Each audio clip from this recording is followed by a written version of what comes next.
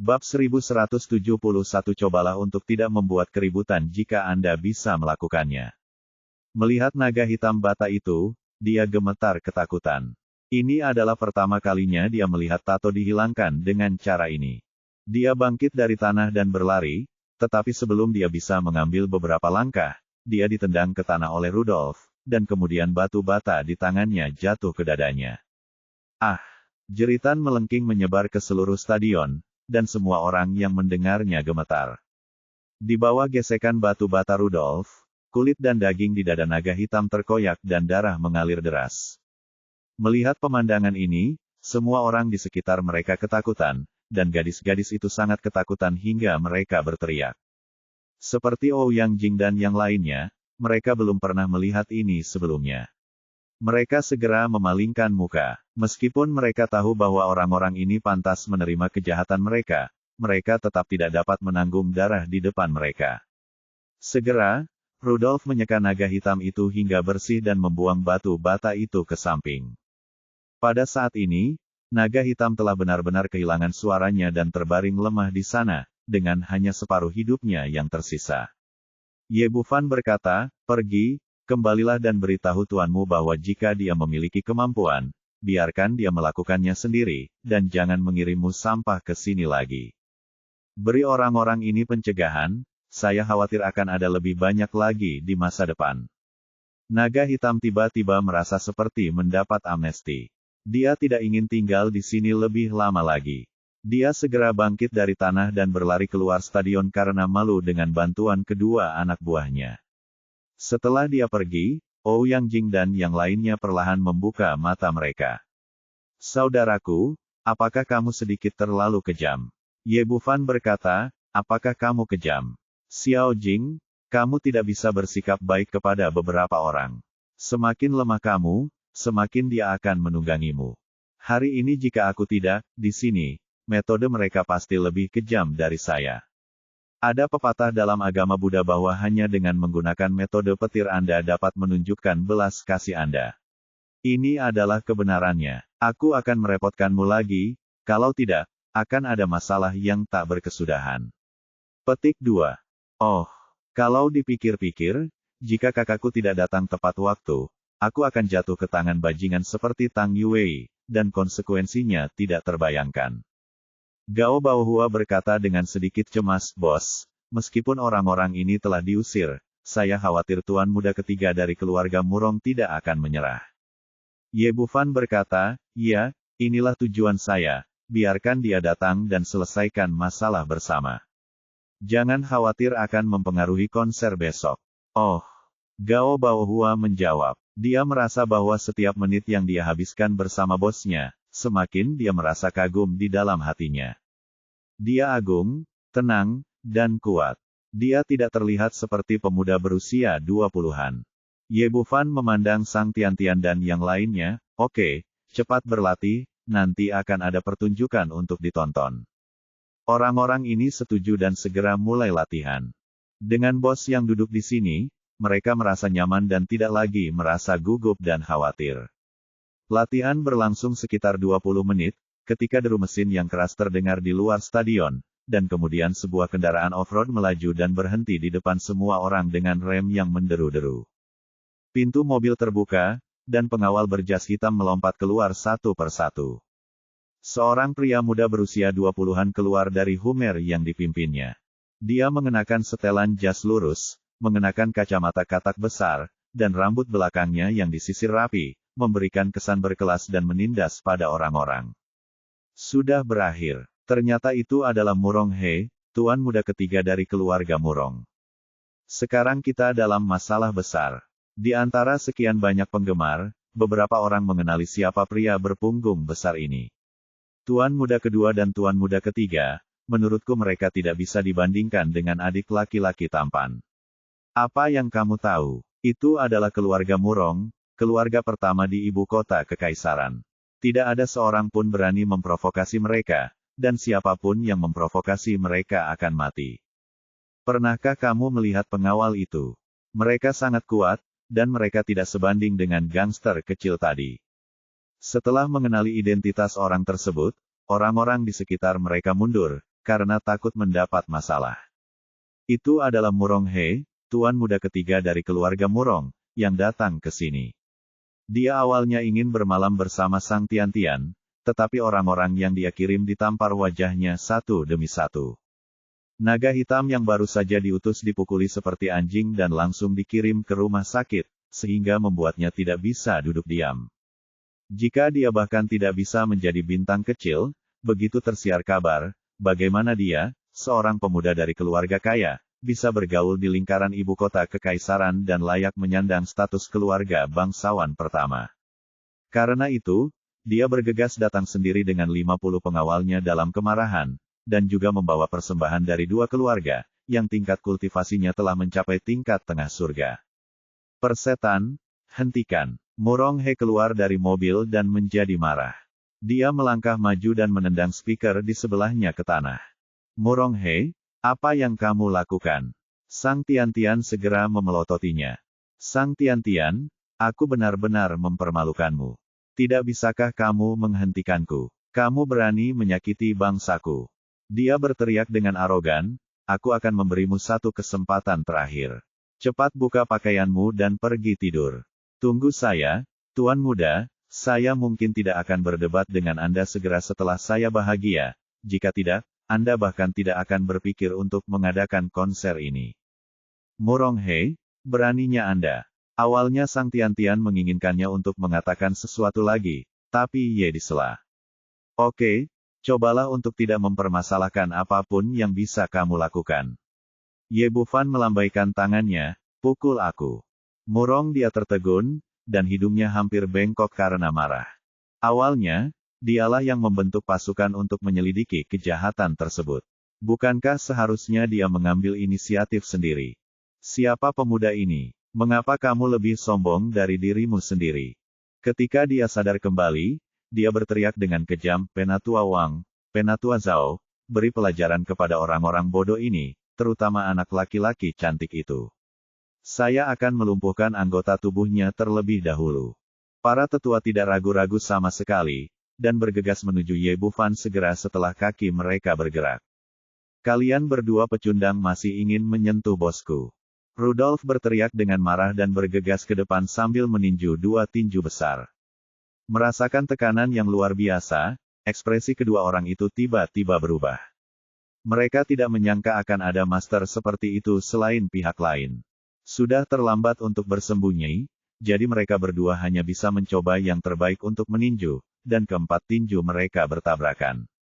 Rudolf 1 lawan 2, tapi dia tidak takut. Dengan ledakan yang teredam, aliran udara melonjak, membuat Murong He dan yang lainnya mundur 3 atau 4 meter. Segera setelah itu, dua tetua pemuja keluarga Murong terbang mundur dan memuntahkan darah di udara.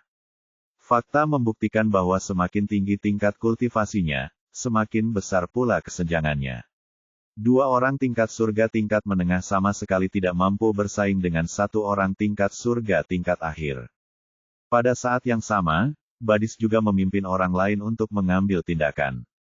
Meskipun pengawal keluarga Murong sangat kuat, dan beberapa bahkan adalah pejuang di atas level Suan, mereka masih tidak memiliki kemampuan untuk melawan di depan kekuatan gelap ini, dan tidak lebih kuat dari gangster sebelumnya. Dalam beberapa tarikan napas, mereka semua terjatuh ke tanah, dengan tulang dan tendon patah, dan mereka tidak lagi memiliki kesombongan dan momentum seperti sebelumnya. Ini. Murong He berdiri di sana dengan ekspresi bingung di wajahnya. Awalnya, saya mendengar naga hitam melaporkan bahwa pihak lain sangat kuat, tapi saya pikir mereka hanyalah pejuang biasa dan tidak perlu menganggapnya serius. Dia tidak pernah bermimpi bahwa dia akan menjadi begitu kuat sehingga bahkan dua tetua pemuja yang agung pun bisa dikalahkan dengan begitu menyedihkan. Dalam sekejap mata, dialah satu-satunya yang berdiri di sana sendirian. Bab 1172 Saya orang yang berakal sehat. Ye Bufan berdiri dari sofa dan berjalan sambil tersenyum. Kamu, jangan datang. Murong He tiba-tiba menjadi gugup. Meskipun dia juga berlatih beberapa seni bela diri, dia berada pada level terbaik prajurit tingkat Suan dan tidak memiliki banyak kekuatan sama sekali, bahkan tidak sebanding dengan pengawal yang dibawanya.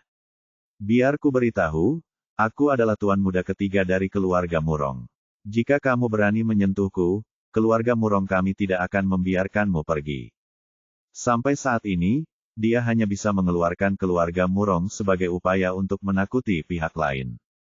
Sayangnya dia kecewa. Begitu dia selesai berbicara, dia menamparkan wajahnya dan menjatuhkannya ke tanah. Murong He menutupi pipinya yang bengkak dan menatap pemuda di depannya, seolah dia tidak percaya bahwa semua ini benar. Kamu benar-benar berani memukulku. Aku tuan muda ketiga dari keluarga Murong. Dulu, tidak ada yang berani macam-macam dengan keluarga Murong di ibu kota kekaisaran. Apalagi sekarang mereka telah melampaui 3 keluarga bangsawan lainnya dan menjadi pemimpin ibu kota kekaisaran. Saya tidak menyangka akan diserang oleh seseorang. Ye Bufan tersenyum menghina, bukankah itu hanya keluarga Murong? Tidak ada yang istimewa. Saya telah merawat tuan muda tertua dan kedua, dan saya tidak ingin tuan muda ketiga seperti Anda. Kamu, sebenarnya Ye Bufan. Tebak, setelah mengungkapkan identitas pihak lain, Murong He merasa seperti disambar petir. Baru saja, dia menerima telepon dari saudara keduanya, Murong Tian, yang memberitahunya bahwa dia tidak dapat memprovokasi pria bernama Ye Bufan dalam keadaan apapun. Tanpa diduga, dia ditabrak dalam sekejap mata. Ya, ini aku. Ye Bufan memandangnya dengan bercanda, bagaimana kabarmu? Apakah kamu tidak terkejut? Aku, Murong He sedang sekarat. Dia hanya mencari bintang kecil bintang jahat ini. Tuan Ye, menurutku ada kesalahpahaman di antara kita. Mari, kita lupakan saja masalah hari ini. Lupakan saja. Anda bisa mengadakan konser seperti biasa, dan saya akan pergi sekarang. Dia bangkit dari tanah dan hendak berlari, tapi Ye Bufan menendangnya ke tanah dan menginjak dadanya. Orang-orang di sekitarnya kaget saat mengucapkan kata-kata tersebut. Mereka tidak pernah menyangka tuan muda ketiga dari keluarga Murong akan tunduk pada pemuda ini. Yang lebih tidak terduga lagi adalah pemuda ini bisa begitu kuat dan masih tidak berniat melepaskan Murong He. Ya, apa yang akan kamu lakukan? Jangan melangkah terlalu jauh. Aku sudah bilang jangan berdebat denganmu. Murong He tampak sedih dan marah. Dia memikirkan bagaimana putra tertuanya yang bermartabat dari keluarga Murong menundukkan kepalanya seperti ini. Pihak lain sebenarnya masih tidak mau menyerah. Apakah kamu lupa minum obat? Sekarang kamu ada di tanganku, dan aku ingin menyelesaikan masalah denganmu. Kapan giliranmu untuk mengambil keputusan? Ye Bufan menatapnya dengan tajam, saudaraku, perusahaan investasi ini milikku. Sang Tian-Tian adalah artisku. Kamu datang kepadaku satu demi satu untuk menimbulkan masalah, mengintimidasi karyawanku, dan memengaruhi konserku. Apakah menurutmu aku harus menyelesaikan masalah ini denganmu? Kamu lepaskan aku berjanji tidak akan pernah melakukannya lagi. Orang-orang harus menundukkan kepala di bawah atap. Meskipun Murong He merasa sedih, dia hanya bisa menyerah. Ye Bufan menggelengkan kepalanya, kita akan membicarakan masa depan nanti. Kami sedang menyelesaikan rekeningnya sekarang. Kalau begitu katakan padaku, apa yang kamu inginkan? Murong He mengertakkan gigi dengan kebencian, dia harus pria di depanmu harus dipotong-potong. Begitu pula gadis di sebelahnya. Kamu harus merebutnya dan menikmatinya sendiri. Jangan takut, aku sudah mengatakan bahwa aku adalah orang yang berakal sehat. Ye Bufan mengulurkan tangan dan menepuk pipinya, selama kamu menyelesaikan rekening dengan jelas dan membayar sesuai yang pantas kamu terima, aku akan membiarkanmu pergi. Murong He menghela nafas lega ketika mendengar pihak lain menginginkan uang.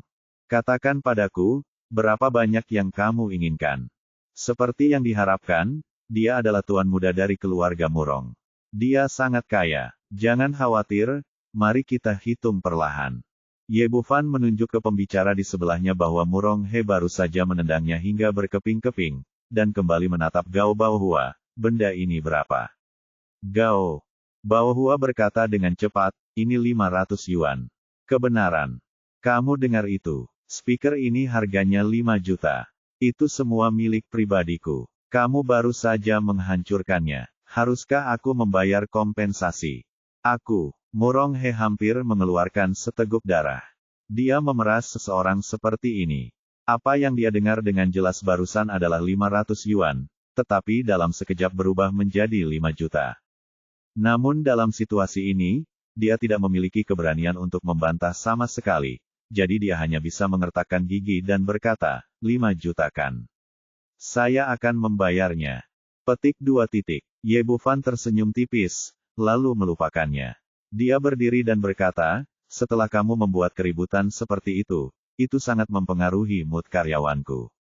Suasana hati yang buruk akan mempengaruhi kualitas konser, dan kualitas yang buruk akan mempengaruhi reputasi perusahaan kami.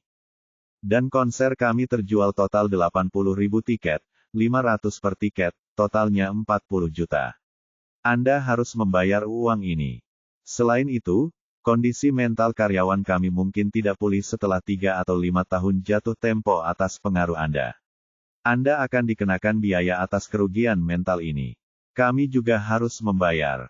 Reputasi perusahaan kami akan terpengaruh, yang dapat mempengaruhi perusahaan kami untuk menghasilkan lebih banyak uang dan menjual lebih banyak box office, dan Anda tentu saja harus membayarnya, untuk uang ini. Ye Bufan fasih dan mengeluarkan serangkaian uang satu demi satu, murung dia tercengang ketika mendengar ini. Dia tidak pernah membayangkan bahwa dia akan menyebabkan kerugian sebesar itu kepada orang lain.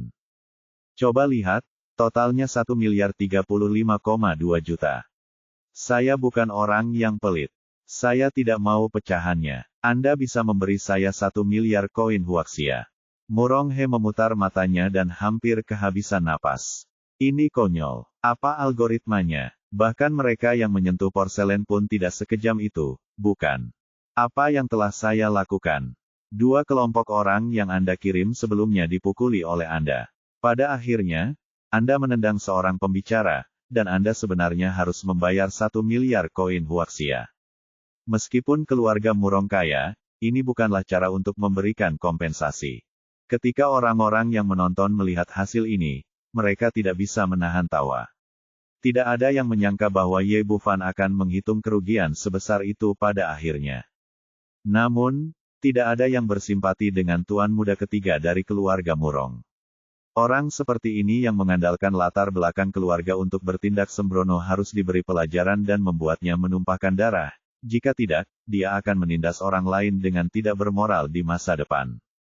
Murong He menjilat bibirnya yang kering, menelan ludahnya dengan keras, dan berkata dengan ekspresi memohon, baiklah, Tuan Ye, ini terlalu banyak uang. Saya benar-benar tidak punya uang sebanyak itu. Kalau begitu, tidak ada uang. Tidak apa-apa. Saya telah mengatakan bahwa saya adalah orang yang berakal sehat. Karena saya tidak mampu membayar kompensasi sebanyak itu, saya akan membayarnya dengan sesuatu. Ye Bufan memandang Murong He dengan bercanda dan berkata, Anda adalah tuan muda ketiga dari keluarga Murong. Statusnya mahal, jadi penilaiannya tentu saja akan lebih tinggi. 2 lengan, 1 untuk 100 juta koin Tiongkok. 2 kaki untuk 100 juta koin Tiongkok, dan yang di tengah akan bernilai lebih tinggi untuk Anda, 200 juta koin Cina. Selain itu, kepalamu bernilai 400 juta, dan totalnya 1 miliar. Bagaimana? Apakah ini harga yang adil dan masuk akal? Setelah mengatakan itu, Rudolf mengulurkan tangan ke samping dan memberikannya tangan besar. Parang telah dikirim. Pisau ini sepertinya tidak terlalu tajam, tapi tidak masalah. Paling-paling, aku akan sedikit lelah dan aku akan memotongnya beberapa kali lagi. Ye Bufan meniup pedangnya, lalu melihat pada Murong He, katakan padaku, berapa banyak yang kamu perlukan? Aku perlu memotong bagian dirimu yang mana? Bab 1173 Keyakinan Murong Tian. Melihat cahaya pedang yang bersinar, Murong He tiba-tiba gemetar ketakutan. Dialah satu-satunya yang menggunakan pisau untuk membunuh orang di hari kerja. Baiklah, Tuan Ye, tolong jangan. Saya akan memberikan Anda uang. Ye Bufan menunjukkan sedikit keterkejutan, bukankah Anda baru saja mengatakan Anda tidak punya uang sebanyak itu? Saya orang yang sangat banyak bicara. Saya tidak punya uang untuk melunasinya. Tidak, saya tidak punya uang sebanyak itu. Tetapi bisakah saya menelepon ke rumah dan meminta mereka mengirim uang? Dia menatap Ye Bufan dengan gugup. Menurutnya, begitu dia menelepon keluarganya untuk memberitahu keluarganya, itu sama saja dengan menempatkan pihak lain di sisi berlawanan dari keluarga Murong, dan dia takut pihak lain tidak akan setuju. Tanpa diduga, Ye Bufan mengangguk dengan sigap, tentu saja, saya telah memberitahu Anda bahwa kami adalah orang-orang yang berakal sehat. Kami tidak punya cukup uang untuk keluarga kami untuk memberikan uang. Ini adalah sifat manusia. Tapi saya tidak bisa menunggu Anda terlalu lama. Jika tidak ada yang datang setelah setengah jam, saya akan menagih utangnya sendiri. Oke. Murong He mengangguk dengan tergesa-gesa, lalu mengeluarkan ponselnya dengan penuh semangat dari sakunya. Dia tidak berani memanggil kakeknya Murong Chengdu, jadi dia memanggil saudara keduanya, Murong Tian. Di aula Villa Murong, Murong Tian mengadakan jamuan makan untuk menghibur Xie Changxi. Setelah memastikan tingkat kultivasi pihak lain, dia segera menjamunya dengan standar tertinggi. Tuan seperti itu akan diperlakukan seperti tamu tidak peduli di keluarga mana dia berada. Jika dia bisa mempertahankan pihak lain, dia pasti akan membuat kakeknya memandangnya dengan kagum. Yang terpenting dia bisa membalas dendam pada Ye Bufan hari ini. Petik 2. Pak dia juga ingin meninggalkan dana yang cukup untuk orang tuanya, jadi dia meminta 10 juta. Murong Tian berkata, Tuan Xie, jangan khawatir, selama Anda membantu saya menyingkirkan musuh itu hari ini, 20 juta akan segera dikreditkan, dan tidak akan pernah ada ambiguitas. Saya tidak punya banyak waktu, jadi tolong bantu saya. Aturlah secepat mungkin. Meskipun Ye Bufan memberi mereka liburan untuk mengunjungi kerabat kali ini, mereka tidak bisa tinggal di rumah sepanjang waktu. Mereka harus segera kembali secepat mungkin, setelah menangani urusan keluarga. Mengenai apakah keluarga Murong akan berhutang uang, dia tidak mempertimbangkannya sama sekali. Tidak ada yang bisa berhutang uang kepada Istana Raja Naga. Baiklah, saya akan mengirim seseorang untuk mencari tahu keberadaan musuh itu segera, dan kemudian saya akan bertanya kepada Anda, Tuan. Begitu Murong Tian selesai berbicara, telepon di sakunya berdering. Dia berjalan ke samping dengan telepon di tangan. Begitu dia menekan tombol jawab, teriakan minta tolong dari Murong He datang, kakak kedua, bantu aku secepatnya, bawakan 1 miliar untuk menyelamatkanku. Petik 2. Ekspresi Murong Tian menjadi gelap. Sekarang keluarga kami telah menjadi keluarga nomor 1 di ibu kota kekaisaran, mengapa orang berani menimbulkan masalah bagi keluarga kami satu demi satu? Dia bertanya dengan suara dingin, apa yang terjadi? Siapa yang menginginkan begitu banyak uang darimu? Ini Ye Bufan. Petik 2. Murong He mengucapkan beberapa patah kata singkat, dan kemudian memohon, kakak kedua, cepat datang ke sini, jika tidak aku akan mati. Dia tidak berpikir bahwa Ye Bufan sedang bercanda dengannya. Pihak lain bahkan telah kehilangan nyawa pewaris keluarga Murong Hai, jadi bagaimana dia bisa peduli pada pesolek seperti dia? Ternyata itu dia. Pada saat ini, Murong Tian tidak hanya tidak memiliki rasa takut, dia juga tidak merasakan masalah, sebaliknya, dia bersemangat. Saya tidak berharap dia datang ke rumahnya. Kakak ketiga, kamu di mana? Aku akan segera ke sana. Setelah menanyakan alamatnya, dia segera menutup telepon dan kembali ke meja makan. Saat ini, Xie Changxi sedang makan dengan sumpit. Dengan tingkat kultivasinya, dia dapat dengan jelas mendengar isi panggilan telepon Murong Tian, tetapi dia tidak tertarik untuk melakukannya.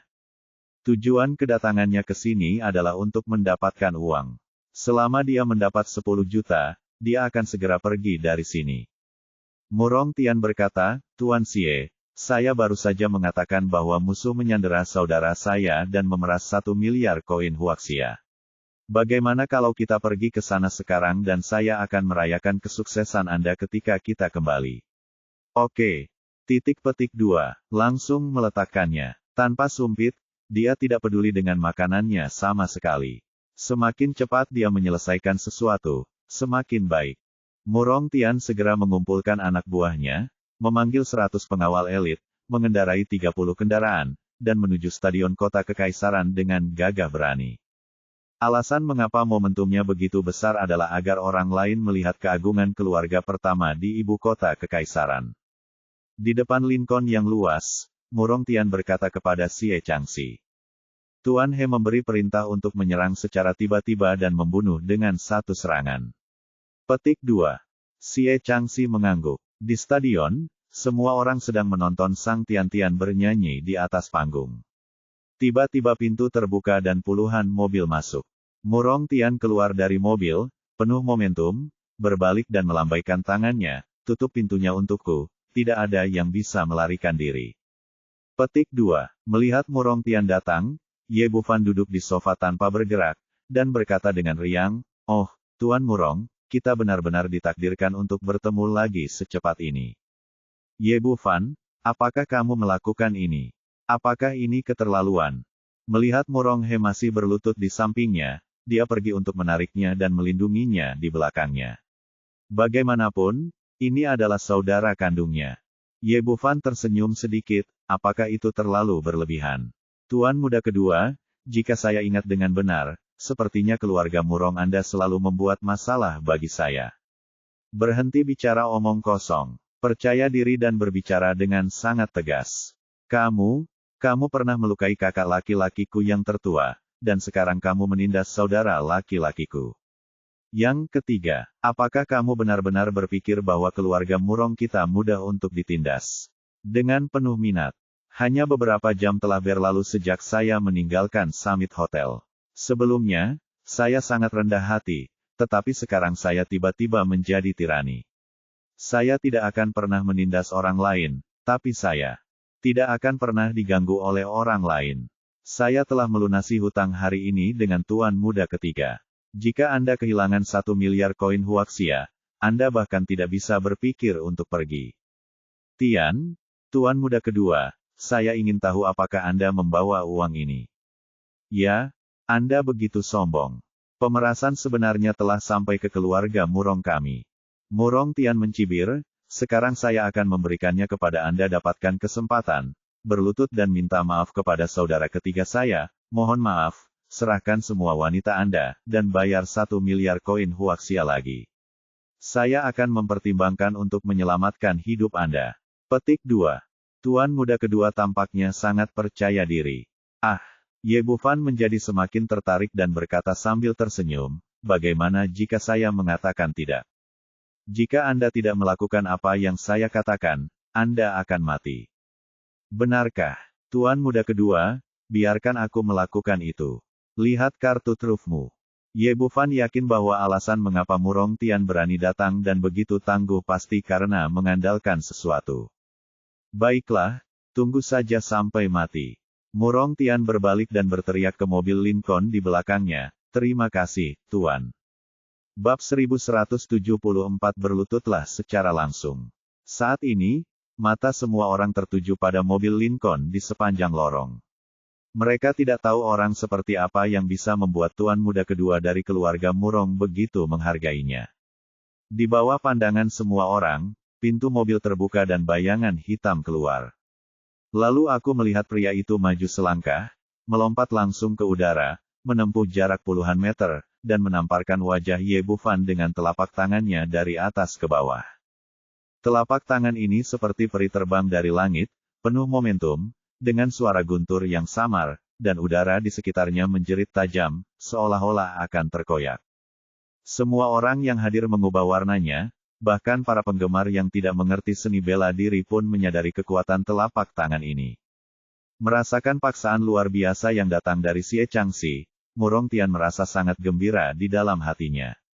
Tuan Xie ini belum pernah mencoba yang terbaik untuk melawannya sebelumnya, jika tidak, dia bisa terbunuh dengan satu telapak tangan. Seperti yang diharapkan, semua orang di bawah level Sein bisa dibunuh. Nasib Ye Bufan telah ditentukan sebelumnya dan dia pasti akan mati. Ekspresi Rudolf, Badis, Su Ruyue dan lainnya semuanya berubah secara liar. Sebagai pejuang tingkat surga, mereka juga dapat memahami kengerian dari pukulan ini. Sayangnya, itu terjadi secara tiba-tiba dan sudah terlambat untuk memperbaiki situasi. Di antara kerumunan, hanya Ye Bufan yang tetap tenang, dengan tangan di belakang punggung, diam-diam melihat sosok di udara. Dengan pukulan ini, Xie Changxi langsung menggunakan keahliannya sendiri menekan bagian bawah kotak, Thunder Palm, mencoba membunuhnya dengan satu pukulan, lalu mengambil uang itu dan pergi. Namun ketika dia semakin dekat dan melihat wajah orang di depannya dengan jelas, tiba-tiba dia gemetar ketakutan, energinya kacau, dan dia hampir menjadi gila. Dia tidak pernah bermimpi bahwa orang yang diminta Murong Tian untuk dibunuh sebenarnya adalah Raja Naga. Dalam keputusasaan, dia dengan cepat membubarkan kekuatan telapak tangannya, lalu menjatuhkan diri dan berlutut di depan Ye Bufan. Bawahanku memberi penghormatan kepada Raja Naga. Semua orang yang hadir terkejut, dan bola mata mereka tiba-tiba pecah. Seorang master dengan telapak tangan yang kuat dan kekuatan tingkat tinggi akhirnya berlutut. Setelah itu, orang-orang yang sadar kembali menjadi gempar. Adegan tadi sangat mirip dengan penampilan pemilik pintu penutup bergulir sebelumnya. Awalnya saya mengira film dan acara TV semuanya dibuat-buat, tetapi tampaknya ini ada versi kenyataannya. Melihat Ye Bufan aman dan sehat, Su Ruyue dan yang lainnya menghela nafas lega, dan kemudian rasa ingin tahu muncul di hati mereka, bertanya-tanya siapa pria berjanggut ini. Orang yang paling bersemangat adalah Murong Tian. Dia menebak awalnya tapi bukan akhirnya. Ini adalah master yang dia undang, yang berjanji akan membunuh dengan satu pukulan. Mengapa Anda langsung berlutut di depan orang lain? Saya membayar Anda untuk membunuh orang, bukan untuk memberi hormat kepada orang lain. Xie Changxi, apa yang kamu lakukan? Kenapa kamu tidak segera membunuhnya? Xie Changxi mengabaikannya dan berkata dengan hormat, Tuan Raja Naga, aku tidak tahu itu kamu.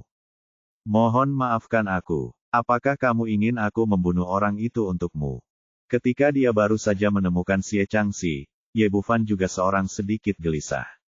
Anehnya, saya tahu pasti ada sesuatu yang tersembunyi di dalamnya. Kami akan membicarakan masalahmu nanti. Pertama, pergi dan undang tuan muda kedua dari keluarga Murong. Bersikaplah lembut dan jangan bunuh dia. Aku tahu. Xie Changxi setuju dan berdiri dari tanah, berbalik kepada saudara-saudara Murong. Apa yang akan kamu lakukan? Xie Changxi, jangan lupa aku mengundangmu. Petik 2. Pada saat ini, Murong Tian ketakutan dan sedih. Sial, dia jelas-jelas adalah master yang dia undang, jadi mengapa dia akhirnya menyerang dia? Xie Changxi, selama kamu membantuku membunuhnya, aku akan memberimu 400 juta koin Tiongkok, dan aku akan memberimu 1 miliar.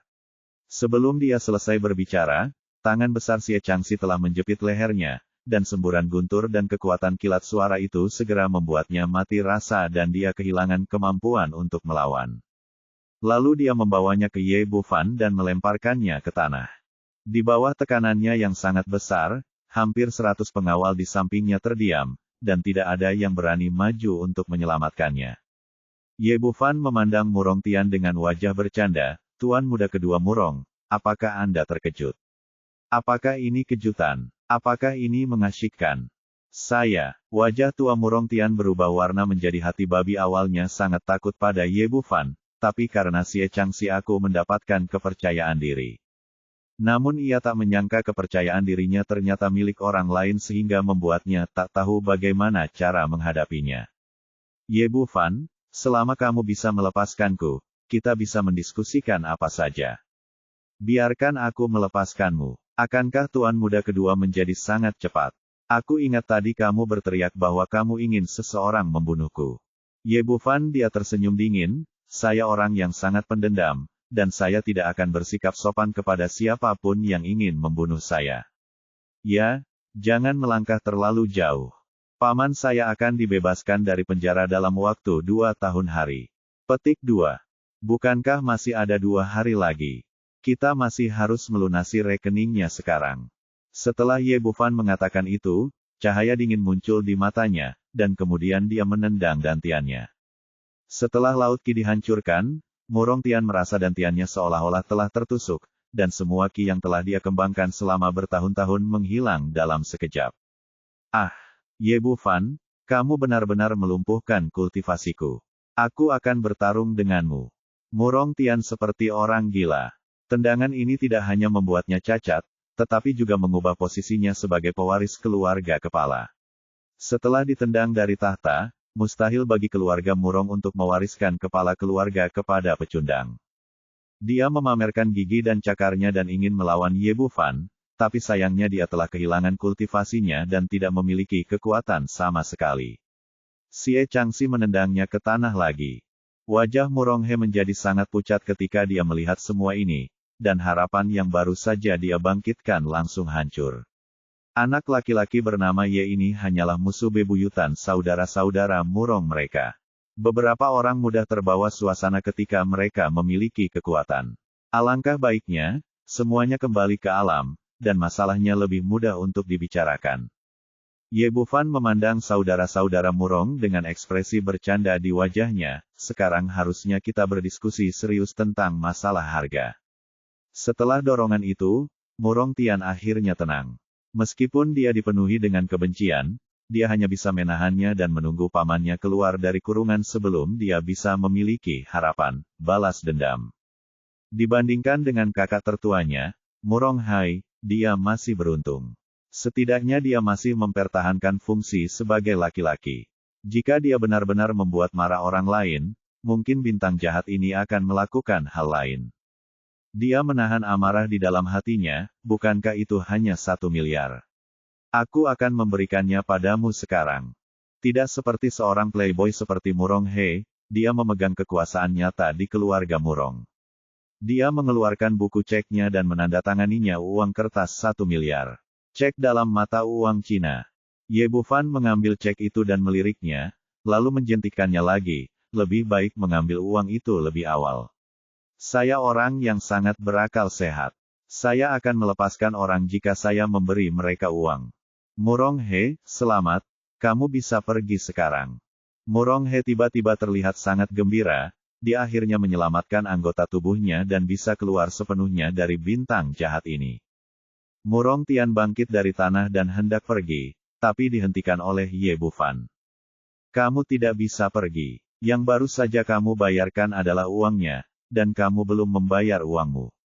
Murong Tian tertegun, mengapa aku masih menginginkan uang? Anda berasal dari keluarga Murong. Apa istimewanya? Dan Anda adalah tuan muda kedua, jadi tentu saja Anda tidak bisa mendapatkannya lebih murah daripada tuan muda ketiga. Jika Anda membayar 1 miliar koin Huaxia, Anda bisa pergi. Tidak perlu membayar, aturan lama adalah menggunakan tubuhmu untuk melunasi hutang. Aku baru saja menjelaskan kepada saudaramu tentang daftar harganya. Jika kamu tidak mengerti, kamu bisa bertanya padanya. Kata Ye Bufan dan mengulurkan tangan ambil parang di sebelahnya. Bab 1175 Koleksi Sewa. Aku memberi. Pada saat ini, Ouyang Tian merasakan kesedihan dan ketidakberdayaan karena ditekan. Dia telah kehilangan kultivasinya dan tidak ingin kehilangan satu pun bagian dari tubuhnya. Dia segera mengambil buku cek dan menulis uang kertas 10 cek senilai 100 juta telah diserahkan. Melihat pemandangan ini, orang-orang di sekitar kembali gempar. Ya Tuhan, 2 tuan muda dari keluarga Ouyang benar-benar menyerah. Ini adalah anggota keluarga Ouyang, keluarga pertama di ibu kota kekaisaran. Keluarga pertama yang brengsek, mereka bukan apa-apa di depan laki-laki tampan itu. Semua orang banyak bicara, memandang kedua cek itu dengan iri. Benar, bagus sekali jika semua orang berbisnis dengan harmonis. Ye Bufan menyerahkan cek tersebut kepada Suru Yue, lalu berkata dengan wajah bercanda, "Oke, kamu boleh pergi, silakan datang menemuiku di masa depan." Masalah. Wajah tua Ouyang Tian berubah warna menjadi hati babi. Dia tidak merasa malu untuk tinggal di sini lagi, dan melarikan diri kembali ke rumah Murong bersama anak buahnya karena malu. Setelah mengetahui bahwa salah satu cucunya telah kehilangan budidayanya, Murong Chengdu menjadi marah dan menghancurkan meja teh mahoni di depannya hingga berkeping-keping. Ye Bufan, kamu bertindak terlalu jauh. Kakek, jangan marah dulu, jadilah musuh dengannya. Sial, mulai sekarang, keluarga Murong kita akan berselisih dengannya. Murong Chengdu mengertakkan gigi dan berkata, ketika pamanmu keluar dari kurungan, kita harus melunasi hutang ini sepenuhnya. Murong Tian berkata dengan ekspresi kesal. Saya ingin memotong Ye Bufan menjadi beberapa bagian untuk menghilangkan kebencian di hati saya. Petik 2. Murong He kemudian berteriak, Saya ingin merebut semua wanitanya dan memberitahu dia konsekuensi menyinggung keluarga Murong kami. Murong Ping menggelengkan kepalanya. Sambil menggelengkan kepalanya, intuisinya mengatakan kepadanya bahwa keluarganya tidak boleh melawan kepala instruktur, tetapi sayang sekali dia tidak dapat menghentikannya dalam menghadapi semua ini. Di stadion, Ye Bufan berkata kepada semua orang, "Oke, mari kita berlatih dengan tenang, tidak akan ada lagi lalat di masa depan." Dia melihat ke Gao Baohua lagi, "Semua orang telah bekerja keras hari ini, saya akan membayar 10 juta kirim amplop merah untuk semua orang sebagai tanda kenyamanan." Hidup bos. Karyawan perusahaan film dan televisi Broter segera bersorak. Mereka tentu saja menyukai bos yang mendominasi, bos yang begitu kuat, dan bos yang begitu murah hati. Ye Bufan menjelaskan beberapa kata lagi, lalu berbalik dan memasuki ruang tunggu di stadion. Xie Changxi mengikuti dengan patuh. Saat ini, dia tidak lagi memiliki keberanian seperti sebelumnya, seperti anak kecil yang telah melakukan kesalahan. "Katakan padaku, apa yang terjadi? Kapan kita dari Istana Raja Naga bekerja sebagai preman untuk orang lain?" Pada saat ini, ekspresi Ye Bufan suram, dan aura kuat menyebar seketika. Kejadian ini benar-benar membuatnya kesal. Lagi pula, dia juga adalah Raja Naga dari Istana Raja Naga, namun bawahannya justru keluar untuk bekerja sebagai preman bagi orang lain. "Bawahanku telah menyadari kesalahannya, mohon minta Raja Naga untuk menghukumnya." Xie Changxi berlutut dan menceritakan situasi keluarganya secara detail. "Tuan, saya benar-benar tidak punya pilihan. Orang tua saya semua sakit di rumah, dan saya tidak punya uang. Saya merasa ini tidak melanggar aturan Istana Raja Naga kita, jadi saya mendapat ide yang buruk." Setelah mendengarnya penjelasan ini, ekspresi Ye Bufan perlahan melembut, "Mengapa kamu tidak datang kepadaku jika kamu tidak punya uang? Tuanku telah memberi bawahan ini 1 juta, dan aku benar-benar tidak malu untuk berbicara denganmu lagi. Oke, biarkan saja masalah ini. Jika kamu tidak melakukan ini lain kali, kamu akan dihukum berat. Ingat, jika kamu butuh uang, datanglah padaku. Yang paling penting yang aku butuhkan adalah uang." Melihat kesalehan Xie Changxi, Ye Bufan tidak melanjutkan masalah ini lagi. "Terima kasih, Tuan Raja Naga." Xie Changxi berdiri dari tanah dengan gemetar. "Penyakit apa yang diderita orang tua Anda?" "Pak, ibu saya mengidap leukemia.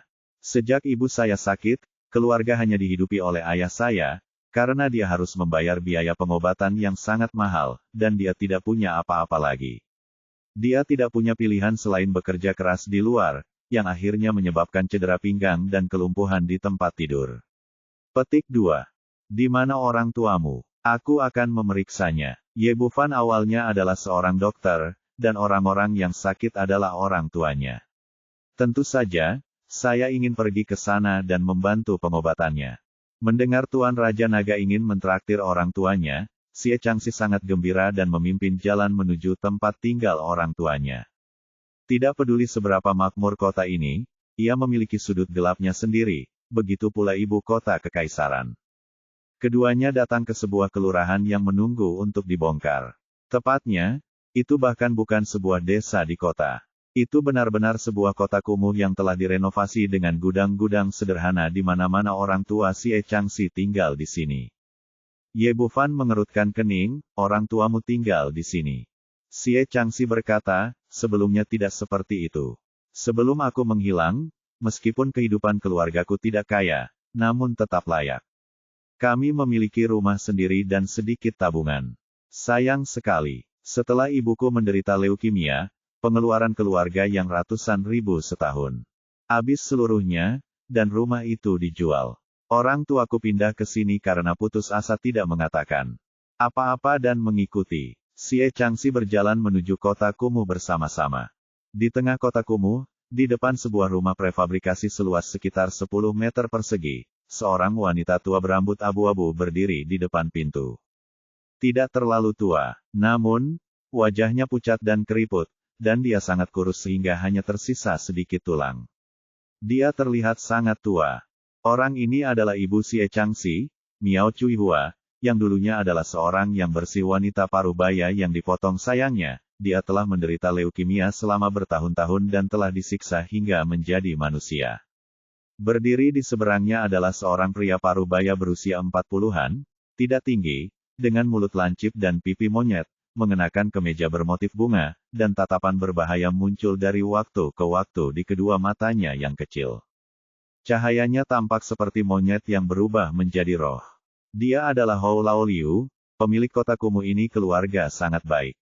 Saya mendengar bahwa putra Anda yang telah hilang selama bertahun-tahun telah membawa kembali banyak uang. Saya memberikan uang orang lain, tetapi mereka tidak membayar sewa yang harus saya bayar. Apa maksudmu? Apakah menurut Anda saya, Hou Laoliu, mudah ditindas? Tidak, kakak, sungguh tidak. Bagaimana mungkin kami sengaja tidak membayar sewa? Petik 2. Miao Cuihua buru-buru menjelaskan. Faktanya, pada hari Xie Changxi kembali, banyak kreditur berkumpul di sekitar rumah. Pada dasarnya, siapapun yang datang lebih dulu mengambil uang itu. Hou Laoliu menghabiskan siang dan malam di luar, kecuali saat menagih uang sewa. Dia tidak datang ke kota kumuh sama sekali. Ketika dia mendengar berita itu hari ini, dia segera berlari untuk meminta uang. Hou Laoliu melambaikan tangannya dengan jijik. Oke, aku terlalu malas untuk berbicara omong kosong padamu. Dapatkan uangnya cepat. Kali ini, akan dibayar setidaknya setengah tahun. Saudaraku, keluarga kita benar-benar tidak punya uang sekarang. Bagaimana kalau kamu memberikannya beberapa hari lagi dan meminta anakku untuk mengirimkannya kepadamu segera setelah kamu memilikinya? Petik 2. Tidak, mata kecil Hou Laoliu membelalak. Kamu tidak bisa tinggal di rumah jika kamu tidak punya uang. Aku hanya akan mengatakannya hari ini. Jika kamu tidak membayar sewa, kalian semua akan keluar dari sini. Petik 2. Saudaraku, kasihanilah aku dan orang tua itu. Lihat kami seperti ini. Kami benar-benar tidak punya uang. Miao. Cuihua tidak bisa menahan tangisnya. Dia merasa bersalah ketika menyebutkan masalah ini diriku sendiri yang merobohkan rumah yang bagus. Bab 1176 Ibu Kota Kekaisaran Kelas 1. Wanita tua sialan, simpanlah, percuma saja menangis. Bahkan jika kamu dan orang lumpuh itu mati, apa hubungannya denganku? Hou Laoliu berteriak dengan marah, cepat bayar sewanya, kalau tidak kalian semua akan membayarnya keluar dan tidur di jalan. Saya tidak perlu khawatir untuk menyewa rumah ini. Ada banyak orang yang mengantri untuk menyewa rumah. Saat ini, Ye Bufan dan dua orang bergegas. Xie Changxi dengan cepat berlari ke Miao Cuihua. Bu, apa yang terjadi? Apa yang terjadi? Kumpulkan uang sewanya. Hou Laoliu mengangkat dagunya dan berkata, kamu pasti putra wanita tua itu. Cepat bayar sewanya, atau keluar dari sini. Ekspresi Xie Changxi tenggelam. Bagaimana kamu bisa berbicara seperti ini? Jaga kebersihan mulutmu. Hou Laoliu berkata dengan ekspresi mengejek di wajahnya, oh, kamu masih punya alasan untuk berhutang uang sewa. Apakah kamu masih menginginkanku harus berlutut dan bersujud padamu dulu? Ye Bufan berkata, oke, beritahu aku, berapa hutangku padamu? Hou Laoliu merasa senang saat melihat seseorang ingin membayar untuk keluarga Xie. 1.000 yuan sebulan, totalnya 6.000 yuan selama setengah tahun. Kamu berbicara omong kosong. Miao Cuihua berkata dengan marah, Hou Laoliu, kami menyetujui 300 yuan sebulan sebelumnya, dan kami tidak menjalaninya lama. Ini baru 3 bulan, dan totalnya 900 yuan. Nyonya tua, apakah Anda tidak berterima kasih? Hou Laoliu berteriak, saya dulu menagih Anda 300 yuan karena Anda menyedihkan, tetapi sekarang semuanya telah hilang naik. Harga secara alami akan naik, dan sewa juga akan meningkat. Anda telah berada di sini selama 3 bulan, dan Anda harus membayar 3 bulan lagi di muka. Totalnya adalah 6.000 yuan. Kamu bisa keluar dari sini. Hou Laoliu sebenarnya memiliki dirinya sendiri. Dia berpikir sejenak. Ketika dia melihat seseorang bersedia membayar sewa untuk keluarga Xie, dia akhirnya menangkap seorang dermawan besar dan harus membunuhnya dengan kejam. Apalagi dia baru saja mendapat kabar bahwa kota kumuh ini akan dibongkar, sehingga dia harus mengumpulkan uang 3 bulan sebelumnya. Kalau tidak, kemana dia akan mengambil uang itu jika rumahnya sudah hilang. Ye Bufan mengerutkan kening. 6.000 yuan bahkan bukan setetes uang baginya, tapi wajah pria di depannya benar-benar tidak menyenangkan. Tidak apa-apa untuk tidak bersimpati pada keluarga Xie Changxi yang malang, tetapi poin kuncinya adalah menambah penghinaan pada luka, dan itu menjengkelkan. Miao Cuihua berkata dengan marah, Hou Laoliu, kami menyetujui 300 yuan sebulan, mengapa Anda menaikkan harga secara acak? Selain itu, seluruh kota kumuh membayar sewa setiap bulan. Kapan pernah dibayar di muka? Muda tuan omong kosong, rumah ini milikku, aku bisa menagih sebanyak yang aku mau, kata Hou Laoliu dengan marah. Bab ini belum selesai, tolong balik halamannya. Aku bilang kamu setan yang malang, apa-apaan ini? Hati nurani, jika saya tidak menerima Anda harus tidur di jalanan sekarang. Apakah menurut Anda harga sewa di seluruh ibu kota kekaisaran begitu murah? Untuk berpikir bahwa uangnya terlalu banyak. Hou Laoliu tampak bingung. Menghina, kamu pikir rumahku kumuh, bukan? Rumah di sana bagus, bisakah kamu membelinya? Jika kamu bisa membeli villa di Yipin, kota kekaisaran, saya tidak hanya akan membebaskan biaya sewa, tetapi juga memberi Anda 10.000 yuan lagi. Setelah selesai berbicara, dia mengulurkan tangan dan menunjuk ke samping. Kota-kota kumuh di sini tersembunyi di balik gedung-gedung tinggi dan dikelilingi oleh properti yang dikembangkan. Sebaliknya, arah yang dia tunjuk adalah komunitas villa mewah, ibu kota kekaisaran Yipin. Itu adalah komunitas kelas atas. Tidak ada tempat tinggal biasa di dalamnya. Semuanya berupa villa dan rumah. Terlihat sangat indah dan harganya sangat mencengangkan. Kamu, Miao Cuihua sangat marah hingga dia gemetar. Keluarga mereka berada dalam keadaan sedemikian rupa sehingga penghidupan mereka pun menjadi masalah. Ye Bufan menatap ke arah Hou Laoliu yang bangga, kamu mengatakan ini. Tentu saja, saya selalu menepati janji saya. Selama Anda mampu membeli villa di sana, saya akan segera melepaskan biaya sewanya dan memberi Anda 10.000 yuan lagi. Jika Anda tidak mampu, berikan saja kepada saya. Bayar sewanya. Dalam pandangan Hou Laoliu, meskipun Ye Bufan punya uang, dia jelas bukan orang kaya. Dia mungkin mampu membayar beberapa ribu yuan untuk sewa, tapi dia pasti tidak bisa membeli villa senilai puluhan juta. Dimulai. Anda harus tahu bahwa rumah kelas 1 di ibu kota kekaisaran sangat mahal sehingga orang biasa bahkan tidak mampu membeli toilet meskipun mereka berjuang seumur hidup. Itu kesepakatan. Ye Bufan mengulurkan tangannya dan mengeluarkan kartu bank dan melemparkannya ke Xie Changxi, silakan beli yang lebih baik. Ini, Xie Changxi ragu-ragu, meskipun dia tahu itu Ye Bufan punya uang, dan baru saja saya mengambil 2 miliar koin Tiongkok dari keluarga Murong, tapi bagaimanapun juga, itu adalah uang Tuan Raja Naga. Bagaimana saya bisa berani menggunakan begitu banyak? Di mata Hou Laoliu, ekspresinya berarti Ye Bufan sedang menggertak dan tidak mampu membeli uang sebanyak itu. Wah, apa kamu berpura-pura berumur 13 tahun di depanku? Oke, karena kamu ingin membelinya, aku akan mengantarmu ke sana sekarang. Kalau kamu tidak mampu, bayar sewanya secepatnya. Dia berjalan menuju kantor penjualan di sebelahnya. Bab ini belum selesai, silakan balik halamannya. Oke. Lupakan ibu mertua dan ibu mertuamu. Bisakah kamu membiarkan orang tuamu tinggal di tempat seperti itu? Dia mengikuti Hou Laoliu dan berjalan ke depan. Mata Xie Changxi berkilat. Sentuhan emosi yang rumit menyusul. Sebagai anak yang berbakti, dia merasa berhutang terlalu banyak kepada orang tuanya selama bertahun-tahun, dan tentu saja ingin memberikan kehidupan yang baik kepada lelaki tua itu. Raja Naga hanya bisa menemukan cara untuk membalas kebaikannya di masa depan. Kantor penjualan tidak jauh dari sini, dan beberapa orang berjalan cepat ke sini. Tuan, selamat datang di kota kekaisaran Yipin. Apakah Anda ingin membeli rumah? Setelah memasuki pintu, seorang penjual wanita cantik menyambutnya dengan antusias, tetapi targetnya adalah Hou Laoliu.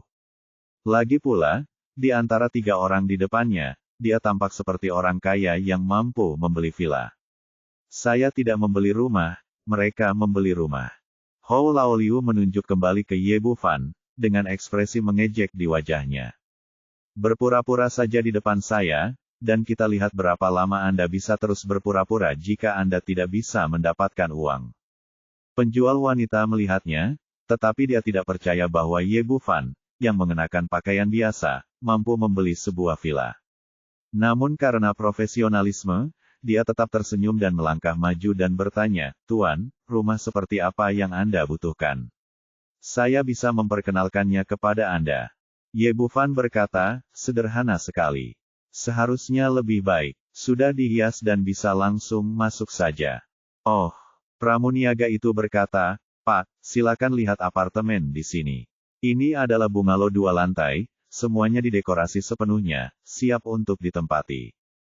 Harga adalah 60 juta yuan, dan jika Anda membayar sekaligus, kami juga akan memberikan peralatan rumah tangga senilai 100.000 yuan." Hou Laoliu berkata dengan sinis, "Bagaimana dengan rumah ini? Apakah Anda masih ingin melihat tipe apartemen lainnya?" Menurutnya, pemuda di depannya pasti akan mencari alasan lain untuk mengungkapkan ketidakpuasannya dan pergi dari sini. Lagi pula, ini 60 juta. Bukan 6.000 yuan yang baru saja disebutkan. Itu dia, bayar. Ye Bufan mengabaikannya sama sekali, menunjuk ke sebuah rumah dengan model penjualan, dan melemparkan kartu bank ke wanita penjual, kata sandinya 68. Hah, sekarang Hou Laoliu dan Sales Lady sama-sama terkejut. Rupanya mereka tidak menyangka kalau dia benar-benar ingin membelinya. "Baik Pak, mohon tunggu sebentar." Penjual wanita itu sangat gembira setelah terkejut. Dia menjual sebuah bangunan villa dan komisi penjualannya juga besar. Bab 1177 memotong rambut dan mencuci sumsum. Hou Laoliu sadar tetapi mengerutkan bibirnya, memutuskan bahwa Ye Bufan harus terus berpura-pura, dan kartunya harus digesek karena saldo tidak mencukupi, dan kemudian menemukan alasan untuk pergi. Dia berdiri di samping dengan cibiran di wajahnya, menunggu keseimbangan tidak mencukupi sebelum dia mengejeknya.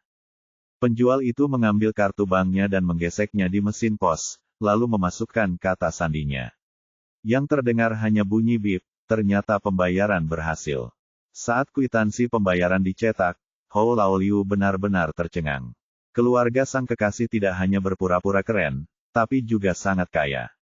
"Tuan, ini kartu Anda. Silakan simpan." Wanita penjual itu mengembalikan kartu bank itu dengan ekspresi hormat. Ye Bufan dengan santai mengambil kartu bank dan memasukkannya ke dalam sakunya, lalu menoleh ke arah Hou Laoliu, "Sekarang saya telah membeli rumah, di mana 10.000 yuan Anda? Orang yang mencari untung harus memberinya pelajaran saja." "Aku." Hou Laoliu awalnya tampak kosong, lalu berteriak dengan marah, "Apakah kamu gila? Apa hubungannya membeli rumah denganku? Mengapa aku harus memberimu uang?" Di luar kantor penjualan, dia menyadari bahwa karena dia telah membeli sebuah villa besar, dia tidak dapat memungut uang sewanya, tetapi dia tetap tidak akan memberinya 10.000 yuan. Tapi begitu dia keluar dari kantor penjualan, dia merasakan seluruh tubuhnya bersinar, dan sebuah tangan besar meraih kerah bajunya dan mengangkatnya. Ye Bufan bertanya dengan suara dingin, "Izinkan saya bertanya lagi. Haruskah saya memberikannya atau tidak?" "Nak, apakah kamu akan bersikap kasar padaku? Kamu pikir aku takut? Tidak akan berikan, kan?" kata Ye Bufan setelah selesai. Dia membawa Hou Laoliu ke jembatan layang di depan dan mengangkatnya langsung ke udara. "Pakaianmu merek apa? Aku tidak tahu kualitasnya. Apakah tiba-tiba akan rusak?" Hou Laoliu melirik ke bawah. Lalu lintas bergulir puluhan meter di bawah kematian. Ke dalam roti. Kali ini dia sangat takut hingga kentutnya menjadi dingin, dan dia berteriak dengan panik, "Nak, tolong lepaskan aku secepatnya, ini akan membunuh seseorang." Ye Bufan tersenyum bercanda, "Jangan bergerak, aku tidak bisa menjamin keselamatanku jika kamu bergerak." "Apakah itu akan bergetar?" Petik 2. "Cepat dan biarkan aku naik. Aku akan memberikan apapun yang kamu inginkan." Hou Laoliu sangat takut sehingga suaranya bergetar saat dia berbicara. Tangan pemuda itu akan gemetar dan dia akan terjatuh. Kehidupan kecil ini akan hilang saat itu. Akan lebih baik jika aku mengatakan tidak lebih awal. Aku harus membuatnya sangat merepotkan. Dengan jentikan pergelangan tangannya, Ye Bufan langsung mengangkat Hou Laoliu dan melemparkannya ke tanah. Bab ini belum selesai, silakan balik halamannya. Hou Laoliu sangat ketakutan hingga wajahnya menjadi pucat dan kakinya lemas.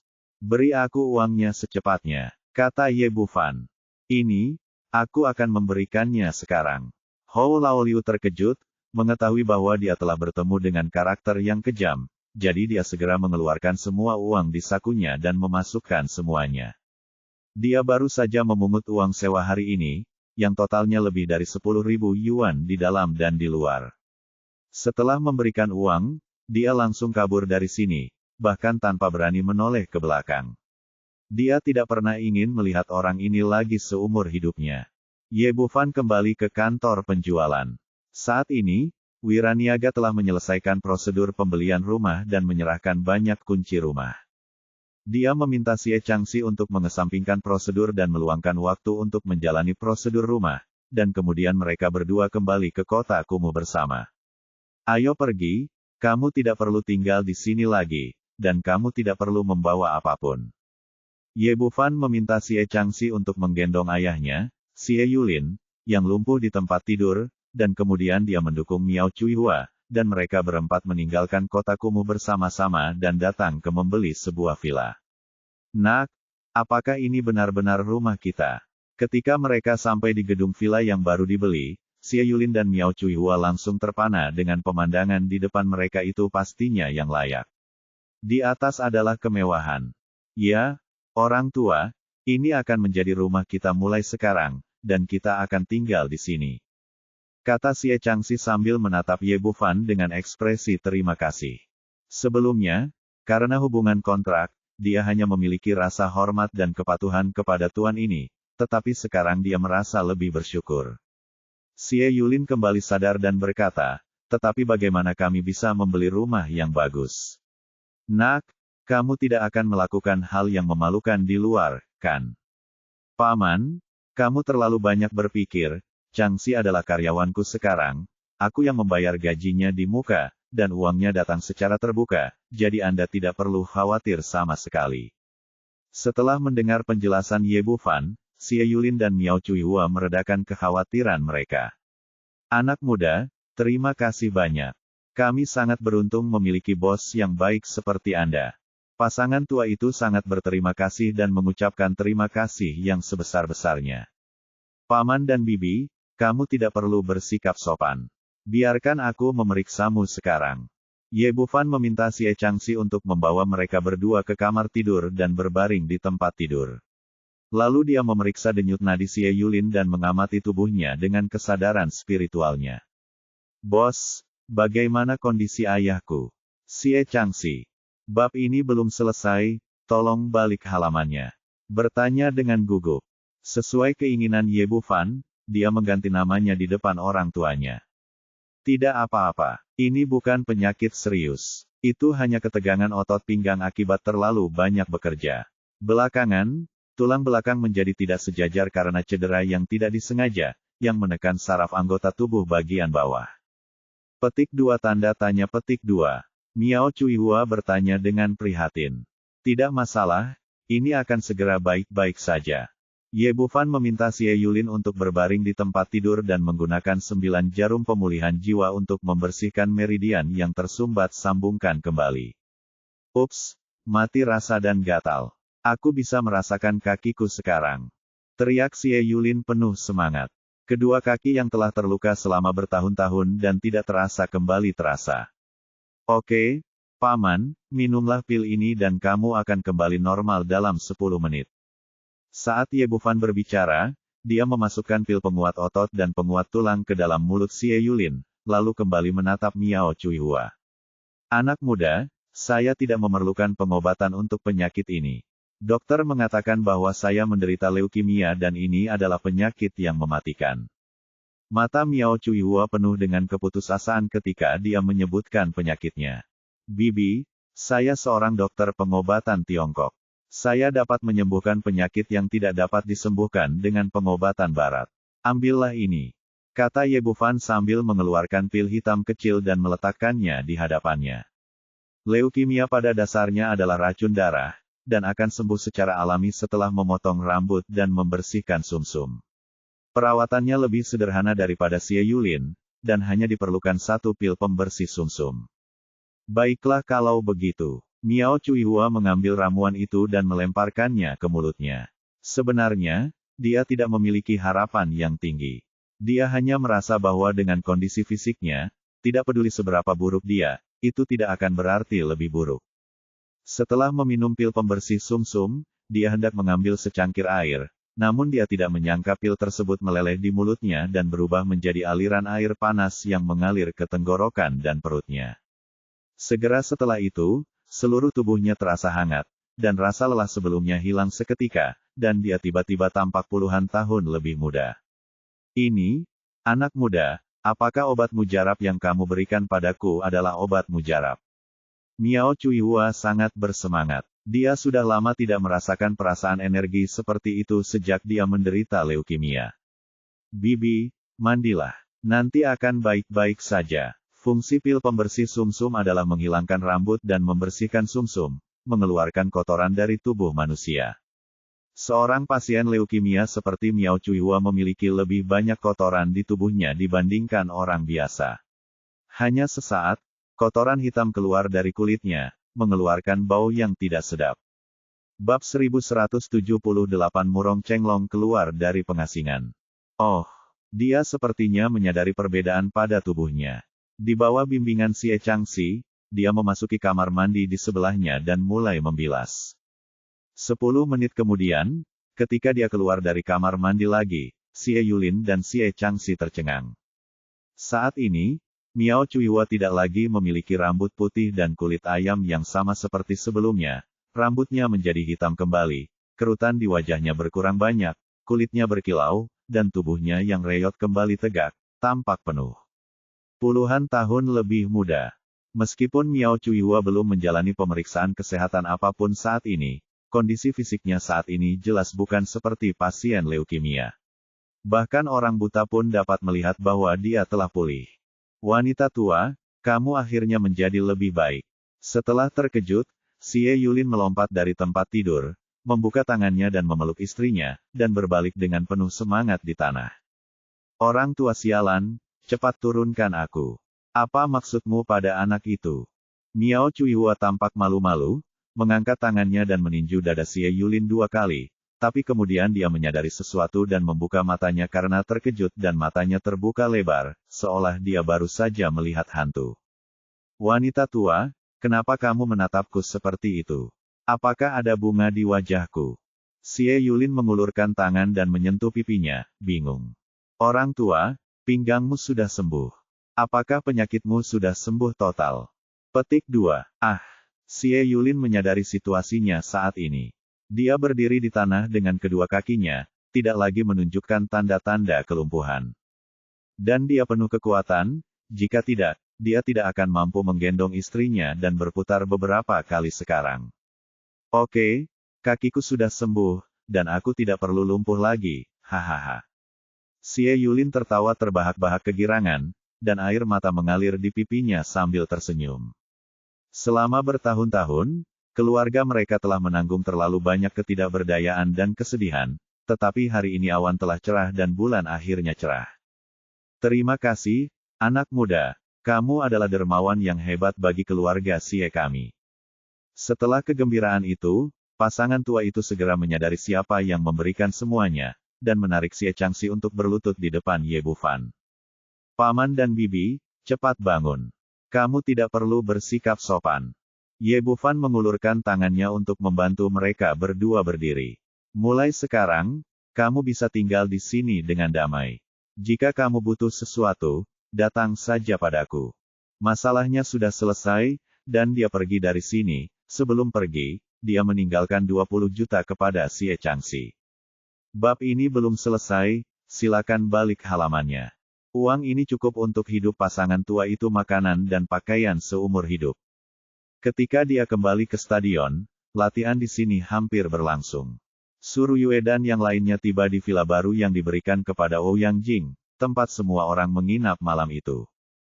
Keesokan harinya, dia awalnya ingin Xie Changxi tinggal di rumah bersama orang tuanya, tapi dia diusir oleh pasangan tua itu dan diminta untuk mengikuti Ye Bufan untuk membalas kebaikannya. Konser di malam hari berjalan normal, dan semuanya berjalan sangat lancar. Keluarga Murong sepertinya sudah benar-benar mereda, dan tidak ada lagi yang datang ke sini untuk menimbulkan masalah. Setelah konser, Ye Bufan mengajak semua orang ke Summit Hotel dan merayakannya dengan meriah. Pada malam hari, keluarga Murong, dengan Murong Chengdu di depan, memimpin sekelompok murid inti keluarga Murong untuk berjaga di depan ruang rahasia, tempat di mana Murong Chenglong mundur. Setelah menunggu selama 3 hari, akhirnya tiba waktunya bagi Tetua Agung untuk meninggalkan pengasingan. Mata semua orang penuh dengan keinginan dan keinginan. Terutama 3 anggota keluarga yang lebih muda, Murong Hai, Murong Tian dan Murong He, berharap agar Murong Chenglong menamparkan Ye Bufan sampai mati setelah dia keluar dari pengasingan. Semua orang menunggu di depan pintu selama beberapa jam, namun tidak ada yang berani menunjukkan ketidaksabaran atau bahkan mengeluarkan suara sedikit pun. Setelah menunggu hingga tengah malam, pintu ruang rahasia perlahan terbuka, dan 2 lelaki tua berjanggut panjang keluar. Mereka adalah tetua tertua Murong Chenglong dan tetua kedua Murong Chenghu dari keluarga Murong. Kedua mantan tetua keluarga Murong, Murong Chenglong, telah lama terkenal. Ia telah memasuki alam kesempurnaan surgawi sejak dini, dan setenar Changsun Wugong, Oriental King Tian, dan lainnya. Sebaliknya, Murong Chenghu tampaknya jauh lebih rendah hati. Dia berada di tahap akhir tingkat surga dan selalu berada di sisi Murong Chenglong. Kali ini Tetua Agung berada dalam pengasingan untuk memulihkan diri, dan dia tinggal bersamanya di ruang rahasia untuk melindunginya. Saudaraku, kamu akhirnya keluar. Selamat datang kakek karena telah keluar. Petik 2. Dengan ekspresi arogan di wajahnya, Murong Chenglong menyapa Murong Chengdu, dan kemudian matanya mengamati orang-orang yang hadir, dan tiba-tiba tertuju pada Murong Hai dan Murong Tian yang misterius dan misterius. Sebagai seorang pejuang suci, ia langsung merasakan perbedaan aura kedua cucunya. Alasan mengapa dia mampu menembus kemacetan kali ini adalah karena ketika dia bepergian keluar, dia secara tidak sengaja memasuki reruntuhan kuno dan mendapatkan banyak manfaat darinya. Baru kemudian dia mencapai langit dan melangkah ke ambang batas orang suci bela diri. Pada saat yang sama, dia juga memperoleh 2 pil yang disebut pil Tianling dari reruntuhan, yang dapat membantu seniman bela diri tingkat Tian. Bab ini belum selesai, silakan balik halamannya. Untuk meningkatkan kultivasi mereka dengan cepat. Setelah kembali, dia memilih 2 cucu paling berbakat dan memberi mereka pil roh surgawi, yang memungkinkan Murong Tian dan Murong Hai mencapai alam kesempurnaan surgawi.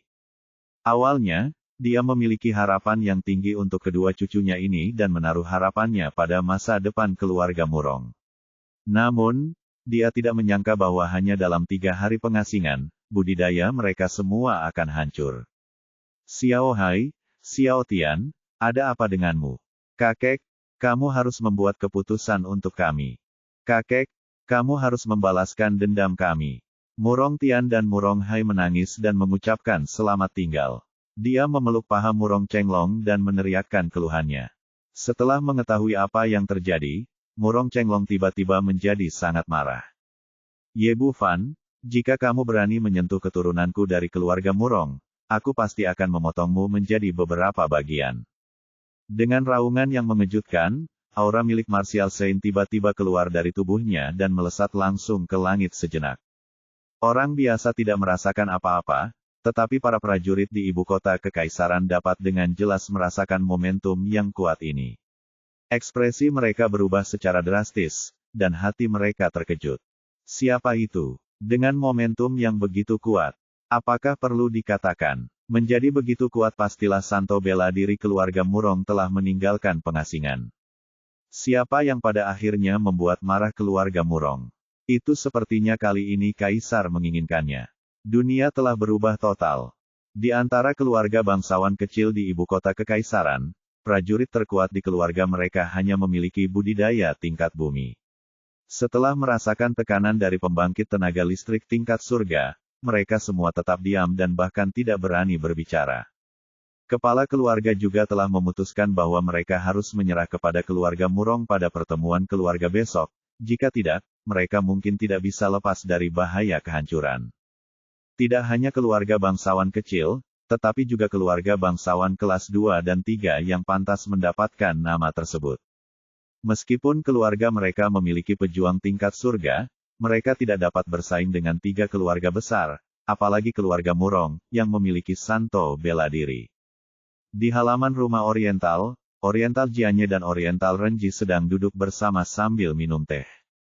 Merasakan momentum yang mengejutkan ini, Dongfang Jianye tidak bisa menahan senyum mengejeknya.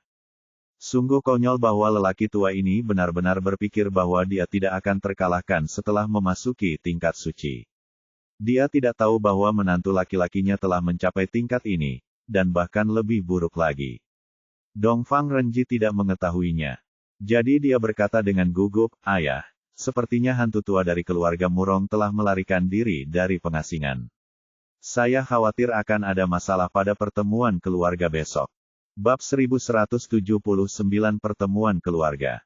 Jangan panik. Kemampuan bertarung melawan seorang master dari martial Sein. Dongfang Renji tampak tercengang. Dalam ingatannya, orang dengan tingkat kultivasi tertinggi di ibu kota kekaisaran adalah kesempurnaan surgawi, dan ini adalah pertama kalinya seorang martial Sein muncul. Dongfang Jianye tersenyum tipis, "Jangan khawatir, kamu akan mengetahuinya besok." Di keluarga Zong di ibu kota kekaisaran, kepala keluarga, Zong Baichun, sedang duduk di ruang rahasia sambil minum bersama putra satu-satunya Zong Guoqiang. "Ayah, besok adalah hari pertemuan keluarga. Bukankah hari bagi keluarga Zong kita untuk berbalik?" Zong Guoqiang tampak bersemangat. Terakhir kali, dia memprovokasi Oriental Huizong, yang menyebabkan kerugian besar bagi keluarga Zong. Akhirnya, dia pun meminta keluarga Dongfang menyerah, dan ini dianggap bencana. Hanya saja penyerahan mereka hanya sebatas permukaan, dan dalam hati mereka tidak yakin. Sebaliknya, mereka semakin kesal dan menunggu kesempatan untuk membalas. Kebangkitan keluarga Murong yang tiba-tiba dalam beberapa hari terakhir memberi mereka harapan. Jika ketiga keluarga besar itu benar-benar dimusnahkan oleh keluarga Murong, maka mereka hanya perlu pasrah kepada keluarga Murong dan tidak perlu lagi menatap mukanya, keluarga timur. Sebuah cibiran muncul di sudut mulut Zong Baichun, hampir, 3 keluarga besar bangsawan mungkin tidak dapat melarikan diri kali ini. Saat ayah dan anak itu berbicara, mereka tiba-tiba merasakan aura keluar dari Murong Chenglong. Ini adalah aura martial Sein. Ekspresi Zong Baichun berubah, dan kemudian dia mengungkapkan ekspresi gembira. Sepertinya keluarga Murong marah kali ini, dan 3 keluarga besar tidak akan lolos dari bencana. Dongfang Huizong gadis kecil itu, ketika keluarga Dongfang jatuh, saya harus membuatnya terlihat baik. Dan dokter kecil Ye Bufan itu, tanpa dukungan dari 3 keluarga terkenal, bagaimana dia bisa berpura-pura berusia 13 tahun di depan saya? Zong Guoqiang, matanya berkilat-kilat. Sepertinya dia sudah melihat pemandangan di mana Dongfang Huizong ditekan dan dirusak. Zong Baichun mengambil gelas anggur di depannya dan meminumnya dalam satu tegukan. Ini jelas merupakan kesempatan bagus untuk keluarga Zong kita. Kita harus memanfaatkannya besok. Zong Guoqiang bertanya, "Ayah, menurutmu apa yang harus kita lakukan besok? Bagaimana jika prediksi saya benar? Keluarga Murong akan menunjukkan kekuatannya kepada seluruh keluarga kekaisaran malam ini, dan sejumlah besar keluarga bangsawan pasti akan menyerah. Besok harus menjadi orang pertama yang memimpin, dan bahkan membantu keluarga Murong memenangkan hati keluarga bangsawan lainnya. Hanya dengan cara ini kita dapat meninggalkan kesan yang baik pada kepala keluarga Murong dan mendapatkan lebih banyak manfaat setelahnya." Zong Guoqiang berpikir untuk beberapa saat dan berkata, "Apakah menurut Anda 3 keluarga besar bisa menundukkan kepala dan menyerah? Kalau begitu, kita mungkin tidak akan membalas dendam. Dilihat dari kinerja mereka dalam beberapa hari terakhir, seharusnya tidak begitu kasusnya." 3 keluarga besar tetap berada di balik pintu tertutup selama beberapa hari terakhir, dan mereka jelas tidak punya niat untuk menyerah, tapi mereka tidak bisa memikirkan cara yang baik untuk menangani. Ini raja di dunia ini. Siapapun yang memiliki tinju yang kuat memiliki suara terbanyak. Mengapa 3 keluarga besar di atas kita? Sekarang keluarga Murong memiliki seorang suci bela diri, Itu adalah makhluk yang tidak dapat ditandingi oleh 10 surga sesepuh tingkat. Dan 3 keluarga bangsawan besar terbiasa menyendiri dan tidak mau melepaskan diri, jadi hasil akhirnya sudah hancur. Orang suci dari keluarga Murong mengambil tindakan dan membunuh orang-orang super kuat dari 3 keluarga besar. Orang-orang yang tersisa tidak akan diserahkan kepada kita untuk melakukan apapun yang kita inginkan. Zhong Baichun berkata lebih dan lebih lagi. Dei, sebelum dia dipaksa untuk menyerah bagi keluarga Dongfang, dia tidak pernah memilih keluarga untuk memihaknya, hanya karena dia tidak bisa melihat siapa yang akan tertawa terakhir. Tapi sekarang orang kuat ini telah muncul, dan itu adalah keluarga Murong. Zhong Guoqiang tertawa keras, bukankah itu berarti di masa depan, selain keluarga Murong, yang paling kuat di seluruh ibu kota kekaisaran adalah keluarga Zhong kita, yang bisa sekuat 1 orang dan lebih dari 10.000 orang, rakyat. Zhong Baichun mengangguk, bisa dibilang begitu. Bagus, anak laki-laki bernama Ye itu, setiap wanita adalah yang terbaik, aku ingin merebut semuanya. Wajah Zhong Guoqiang menunjukkan keinginan dan keserakahan yang tak terkendali. Di Summit Hotel, Ye Bufan juga memperhatikan aura Murong Chenglong, tapi dia tidak peduli. Dia hanyalah orang suci awal, dan dia tidak terlihat di mata Raja Naga. Setelah jamuan perayaan, Ye Bufan menerima telepon dari Yi Luoxiang. Dia dan Huang Xiaomei telah selesai menangani masalah di kota ajaib dan bergegas ke ibu kota kekaisaran. Ye Bufan pergi ke bandara untuk menjemput mereka dan kembali ke Villa Ouyang Jing bersama. Setelah memperkenalkan semua orang, Ouyang Jing diam-diam menarik Ye Bufan ke samping. Wow, saudaraku, kapan kamu menemukan 2 saudara ipar yang cantik lagi? Bukankah ini keberuntungan? Jangan bicara omong kosong, kami hanya teman biasa. Antara Ye Bufan dan Yi Luoxiang, meskipun ada hubungan antara Istana Raja Naga dan akad nikah, namun memang belum berkembang menjadi hubungan romantis. Ouyang Jing menjulurkan lidahnya, akan aneh jika mempercayaimu. Keesokan harinya, sebuah platform setinggi 3 meter dibangun di kaki Gunung Tianzi di pinggiran utara ibu kota kekaisaran keluarga Murong sebagai tempat pertemuan keluarga. Ada banyak sekali anak-anak dari keluarga Murong yang menjaga daerah sekitar, dan tidak ada orang lain yang diizinkan masuk. Meski belum mencapai waktu yang ditentukan, tempat itu sudah ramai dikunjungi orang, dan anak-anak dari keluarga bangsawan dari segala ukuran bergegas ke sini. 3 hari yang lalu, keluarga Murong telah memberitahu semua keluarga bangsawan di ibu kota kekaisaran bahwa jika mereka tidak dapat datang untuk menghadiri konferensi ini, maka tidak perlu lagi ada di ibu kota kekaisaran. Beberapa kepala keluarga bangsawan yang memiliki koneksi baik berkumpul dan terus berbisik dan berdiskusi. Saudaraku, menurutmu apa hasil dari pertemuan keluarga ini? Apakah perlu dikatakan, keluarga Murong sudah memiliki Martial Sein, dan itu pasti keluarga terbesar di ibu kota kekaisaran. Petik 2. Martial Sein, kamu tahu. Itu adalah keberadaan yang tak terkalahkan. 3 keluarga besar harus menyerah atau mati. Ini sudah merupakan hasil yang ditakdirkan. Petik 2. Mengapa 3 keluarga besar belum datang? Apakah kamu takut? Saat orang-orang sedang berbicara, seseorang tiba-tiba berteriak, orang-orang dari keluarga Murong ada di sini. Semua orang melihat ke arah dan melihat ratusan orang berjalan mendekat. Orang-orang yang berjalan di depan adalah kepala keluarga Murong, Murong Chengdu, dan tetua tertua, Murong Chenglong, diikuti oleh tetua kedua yang tidak dikenal, Murong Chenghu. Saat ini, Murong Chengdu tampak bangga. Hari ini pasti akan menjadi hari yang tercatat dalam sejarah. Sejak saat itu, hanya ada 1 keluarga besar di ibu kota kekaisaran, dan itu adalah keluarga Murong miliknya. Ekspresi Murong Chenglong muram. Pencopotan jabatan Murong Hai dan Murong Tian membuatnya sangat marah, dan dia siap melakukan pembunuhan besar-besaran hari ini. Apakah itu tetua agung Murong? Sikap Martial Sein memang unik.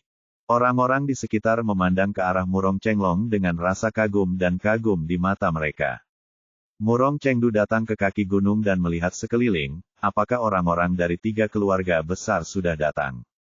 Sepertinya belum, takut, ya, menjadi kura-kura. Murong Chenglong mendengus, jika 3 keluarga besar tidak ada, saya pasti akan datang untuk membunuh Anda. Jika Anda tidak menyerah kepada keluarga Murong saya, bahkan jika Anda ingin menjadi akura-kura, kamu tidak akan bisa melakukannya. Merasakan kemarahan dalam kata-kata tetua itu, Murong He diam-diam bahagia. Tampaknya 3 keluarga bangsawan besar telah selesai kali ini, dan anak laki-laki bernama Ye juga akan diinjak-injak di bawah kakinya. Dan pada saat ini, seseorang menunjuk ke kejauhan dan berteriak, "Lihat, orang-orang dari 3 keluarga besar Long Teng ada di sini." Bab 1180 keluarga Murong yang mendominasi. Semua orang melihat bersama-sama dan melihat ratusan orang berjalan di kaki gunung. Mereka adalah orang-orang dari keluarga Changsun, keluarga Oriental, dan keluarga Sima. Berbeda dengan keluarga Murong, ketiga keluarga ini bersatu, dan yang berjalan di depan adalah seorang pria muda. Berdiri berdampingan bersamanya lebih dari selusin wanita, semuanya dengan postur menawan, yang satu lebih cantik dari yang lain, dan satu lagi, lebih cantik dari yang lain. Kepala dari 3 keluarga besar semuanya berdiri di posisi kedua, jelas menghormati pemuda ini. Pemuda itu memiliki ekspresi santai dan riang di wajahnya dan melambaikan ekor anjing di tangannya. Sepertinya dia tidak menghadiri pertemuan keluarga, tetapi lebih seperti dia sedang mengunjungi gunung dan sungai. Semua orang sekarang sedikit bingung dan tidak mengerti apa yang sedang terjadi. Dapat dimengerti bahwa 3 keluarga bangsawan besar akan bersatu demi kehangatan, tetapi siapakah pemuda ini? Mengapa ketiga keluarga besar begitu menghormatinya? Murong He berdiri di samping Murong Chenglong, mengangkat tangannya dan menunjuk ketiga keluarga besar bangsawan, mengertakkan gigi dan berkata, "Kakek, anak itu adalah Ye Bufan." Murong Chenglong melirik dengan mata tajam, dan niat membunuh yang kuat tiba-tiba dikeluarkan dari tubuhnya. Orang-orang di sekitar merasakan niat membunuh tersebut, dan mereka semua gemetar ketakutan dan tetap diam. Murong Chengdu melambaikan tangannya, "Jangan bertindak gegabah dulu, utamakan situasi secara keseluruhan, dan selesaikan masalah dengan anak itu nanti." Setelah 3 keluarga besar berada di tempatnya, Murong Chengdu melompat ke platform tinggi yang disiapkan di sebelahnya. Ketika waktunya tiba, konferensi dimulai. Dia memandang ke arah hadirin dengan ekspresi bangga. Konferensi keluarga hari ini hanya memiliki satu tema. Mulai hari ini, keluarga Murong kami akan dihormati di ibu kota kekaisaran. Mereka yang mematuhi saya akan dihormati, makmur, dan mereka yang melawanku akan binasa. Mulai sekarang, tidak ada yang disebut 4 keluarga besar di ibu kota kekaisaran, hanya 1 keluarga Murong yang dibagi kembali ke tingkat yang berbeda kami, keluarga Murong, untuk memutuskan siapa keluarga kelas 1 dan siapa keluarga kelas 2. Setelah dia selesai berbicara, kata Taipei, terdengar suara terengah-engah. Meski semua orang mengira keluarga Murong ingin menjadi keluarga super kali ini, mereka tidak menyangka perilaku mereka akan begitu mendominasi. Ye Bufan menunjukkan senyuman bercanda. Keluarga Murong sungguh sombong. Mereka bahkan meneriakkan kata-kata, "Mereka yang mengikutiku akan makmur dan mereka yang melawanku akan binasa." Murong Chengdu tidak memberikan kesempatan kepada semua orang untuk berdiskusi, dan melanjutkan di atas panggung, "Mulai sekarang, mereka yang bersedia menyerah kepada keluarga Murong saya akan berdiri di sebelah kiri, dan mereka yang tidak mau menyerah akan berdiri di atas." Benar, setelah dia mengatakan ini, suasana menjadi sunyi, dan banyak anggota keluarga bangsawan anggota keluarga cukup bingung. Pertama-tama, perilaku keluarga Murong terlalu mendominasi, di luar dugaan mereka. Kedua, 3 keluarga besar bangsawan masih ada, dan banyak dari mereka merupakan keluarga afiliasi dari 3 keluarga besar bangsawan. Kini beralih ke keluarga Murong sama saja dengan pengkhianatan terbuka. Tidak apa-apa jika keluarga Murong benar-benar mengalahkan 3 keluarga besar, tetapi belum ada pertarungan resmi. Jika pilihan tim salah, hasil akhirnya akan menghancurkan. Saya bersedia menyerah kepada keluarga Murong. Saat ini, sebuah suara terdengar lebih dulu. Orang yang berdiri adalah Zhong Baichun, kepala keluarga Zhong. Dia langsung memimpin keluarga Zhong untuk berdiri di sisi kiri platform tinggi. Zhong Guoqiang mengikuti Zhong Baichun, memandang secara provokatif ke arah 3 keluarga bangsawan. Ye Bufan tersenyum tipis, dia tidak menyangka keluarga Zhong akan menjadi orang pertama yang berdiri dan menjadi orang pertama yang melakukannya. Zhong Baichun menundukkan tangannya kepada Murong Chengdu di platform tinggi, dan kemudian berkata kepada orang-orang dari keluarga bangsawan lainnya, semuanya, tidak ada yang perlu ragu. Mereka yang mengetahui keadaan saat ini adalah pahlawan, dan mereka harus melihat situasinya dengan jelas. Keluarga Murong mendominasi ibu kota kekaisaran. Ini adalah tren umum, tak tertahankan, semua orang datang ke sini bersama Zhong. Zhong Baichun, sudahkah Anda memikirkan konsekuensinya? Ekspresi Dongfang Jianye menjadi gelap. Sekarang keluarga Zhong adalah anak perusahaan dari keluarga Dongfang mereka. Meskipun hatinya telah siap, menjadi orang pertama yang berdiri dan mengkhianatinya membuatnya terlihat sedikit tidak bahagia. Zhong Baichun tersenyum. Dingin, Dongfang Jianye, sekarang keluarga Murong mendominasi ibu kota kekaisaran.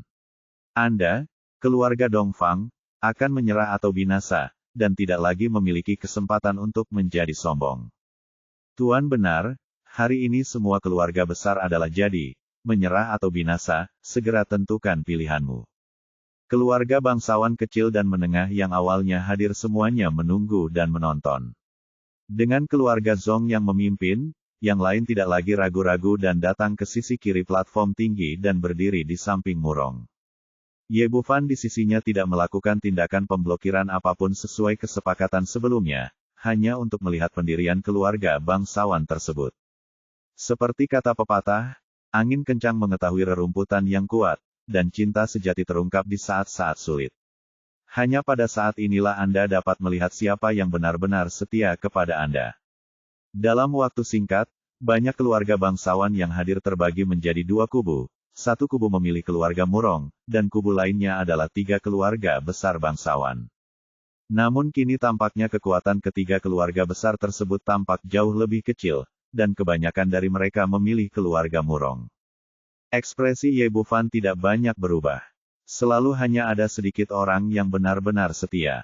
Melihat pemandangan ini, Murong Chengdu tampak bangga dan memandang ketiga keluarga bangsawan tersebut dan berkata, Changsun Changsong, Dongfang Jianye, Sima Pingchuo, demi 4 keluarga bangsawan yang pernah berada di ibu kota kekaisaran, saya akan memberikannya kepada Anda lagi.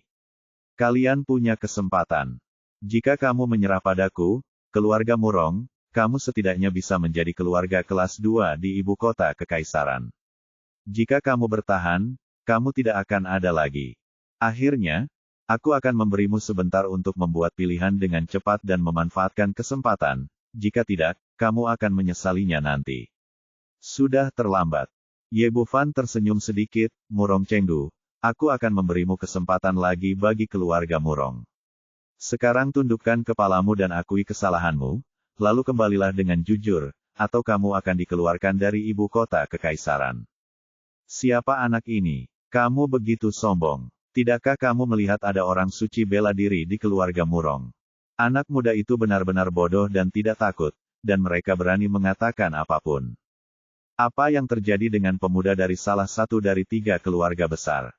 Untuk membuat marah keluarga Murong, apakah kamu tidak memikirkan konsekuensinya? Tanda tanya. Muda, bagaimana kamu bisa berbicara di sini? Murong Chengdu memandang ketiga keluarga besar, kamu hantu tua, apakah kamu pikir kamu punya anak dengan mulut kuning di sini? Apakah kamu bercanda? Changsun Changsong memimpin dan berkata, Xiao Fan dapat sepenuhnya memutuskan apa yang terjadi pada keluarga putra sulungku hari ini.